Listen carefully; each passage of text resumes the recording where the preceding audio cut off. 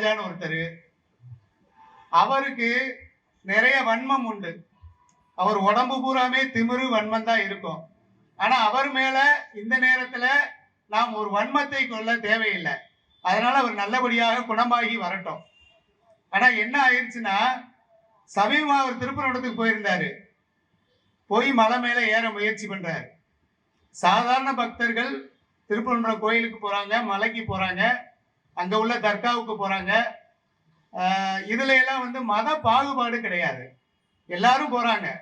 ஒரு நாள் நாங்க அந்த திருப்பரங்குன்றம் மலைக்கு போயிட்டு கீழே இறங்கி வந்துகிட்டு இருக்கப்போ ஒரு வயதான அம்மா ஏறி மேல போய்கிட்டு இருந்தாங்க. மணி 6 மணிக்கு மேல ஆயிடுச்சு, இருட்டிடுச்சு. அந்த அம்மாவை, என்னம்மா இருட்டிடுச்சு, இந்த நேரத்துல மலை மேல ஏறி போறீங்க, எங்க போறீங்க அப்படின்னு கேட்டோம். எனக்கு உடல்நிலை சரியில்லை, மேல தர்கா இருக்கு, அங்க போறேன், ஒரு 2 நாள் அங்க போய் தங்கினீங்கன்னா எனக்கு உடல்நிலை சரியாயிரும் அப்படின்னு அந்த வயசான அம்மா சொன்னாங்க. அப்ப உங்க பேர் என்னங்கம்மான்னு கேட்டோம். என்னுடைய பேரு மாரியம்மாள்னு சொன்னாங்க. மாரியம்மாள் தனக்கு உடல்நிலை சரியில்லைன்னு சொல்லி அங்க உள்ள தர்காவுக்கு போறாங்க.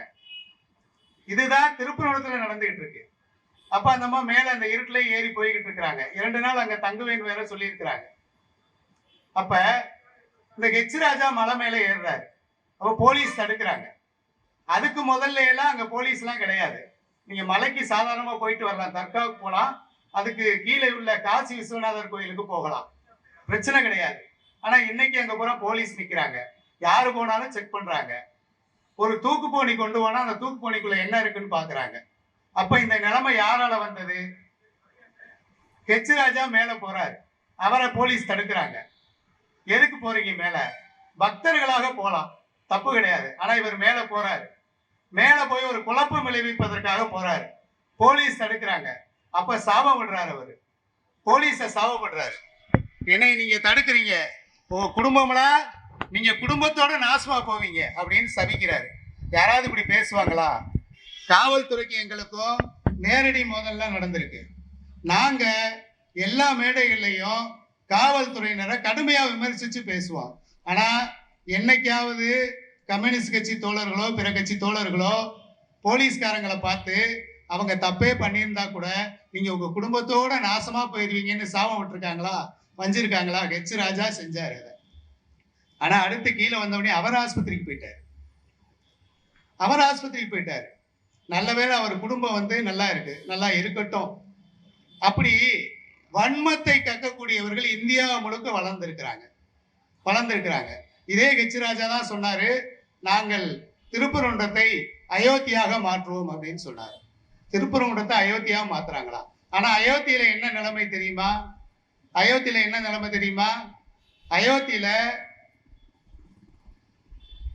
ஆல்ரெடி இவங்க தோத்து போயிட்டாங்க. அயோத்தியில என்ன செஞ்சாங்க? 500 வருட காலமாக இருந்த ஒரு மசூதியை, அங்கதான் ராமர் பிறந்தாரு, ராமர் கடவுள், கடவுளுக்கு பிறப்பு உண்டா? கடவுளுக்கு பிறப்பு கிடையாது. அவர் எங்க பிறந்திருக்காருன்னு கிடையாது. கடவுள்களுக்கு பெர்த் சர்டிபிகேட், பிறப்பு சான்றிதழ் கிடையாது. ஆனா இவங்க என்ன சொன்னாங்க? இந்த இடத்துல ராமர் பிறந்தாருன்னு சொல்லி 500 வருட காலமாக பழமை வாய்ந்த அந்த பாபர் மசூதியை இடிச்சாங்க. இடிச்சு தரமாட்டமாக்கி கோர்ட்டுக்கு போய் பல வருட வழக்கு நடந்து அங்க சில சுவாமிநாதன் மாதிரி அங்கே இருக்கிறாங்க நீதிபதிகள்.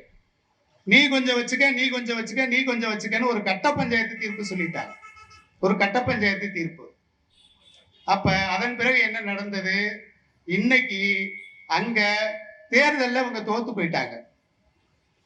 அங்க ஒரு தலித் சமூகத்தை சேர்ந்த ஒருத்தர் எம்பியா ஆயிருக்கிறார். பிஜேபி அயோத்தியில் படு தோல்வி அடைந்திருக்கிறது. ஆனா ஹெச் ராஜா திருப்பரங்குன்றத்தில் என்ன சொல்லுவாரு? திருப்பரங்குன்றத்தை நாங்கள் அயோத்தியாக மாற்றுவோம். இப்ப என்ன அர்த்தம்? அங்க அவங்க தோக்க போறாங்கன்னு அர்த்தம். பாவம் இந்த எடப்பாடி பழனிசாமி அவர்கள் ரொம்ப பாவம். அவரு பாவம் அவங்ககிட்ட போய் சிக்கிக்கிட்டு இருக்கிறாரு. இப்ப சிக்கிக்கிட்டு பாத்தீங்கன்னா நான் அதை தருவேன் இதை தருவேன் என்ன அறிவிச்சுட்டே இருக்கிறார். என்னன்னா தமிழ்நாடு அதிகமா கடனை வாங்கி வச்சிருக்கு, நிறைய வட்டி கட்டுறாங்க, நிறைய செஞ்சு கடனா வாங்கி செய்யறாங்கன்னு இதே எடப்பாடி விமர்சனம் பண்றாரு. அதே எடப்பாடி தான் இப்ப நான் 2000 கொடுப்பேன்றாரு, ஆண்களுக்கு இலவசம்ன்றாரு, சிலிண்டர் இலவசங்கிறாரு, அதே எடப்பாடி. அப்ப நம்மளுக்கு அதெல்லாம் பிரச்சனை இல்லை, நீங்க எதை வேணாலும் கொடுங்க, எதை வேணாலும் வாங்குங்க. ஆனா இந்த நாட்டில் அமைதி நிலவ வேண்டும். இந்த இடத்துல இந்த பொதுக்கூட்டம் நடந்துகிட்டு இருக்கு. நூற்றுக்கணக்கான பேர் உட்கார்ந்து இந்த பொதுக்கூட்டத்தை கேட்டுக்கிட்டு இருக்கிறாங்க. இதே இடத்துல ஒரு கலவரம் நடந்தா என்ன ஆகும்? நாமெல்லாம் இங்க உட்கார்ந்து ஒரு பொதுக்கூட்டத்தை தலைவர்கள் பேசுவதை ரசிச்சு கேட்க முடியுமா? கேட்க முடியுமா? இதைத்தான் நம்ம இந்தியா முழுக்க விளம்புறோம். இந்தியா முழுக்க இருக்கிற கோடான கோடி மக்கள் சமூக நல்லிணக்கத்தோடு எந்த வழிபாட்டு முறையும் சரி, எந்த மதத்தையும் சரி நீங்கள் பின்பற்றுங்கள், ஆனால் இணக்கமாக இருக்க வேண்டும். இணக்கமாக இருந்தால்தான், ஒரு நாடு அமைதியாக இருந்தால்தான் அந்த நாடு பொருளாதாரத்திலே முன்னேறும். ஆனா இவங்க என்ன செய்யறாங்க?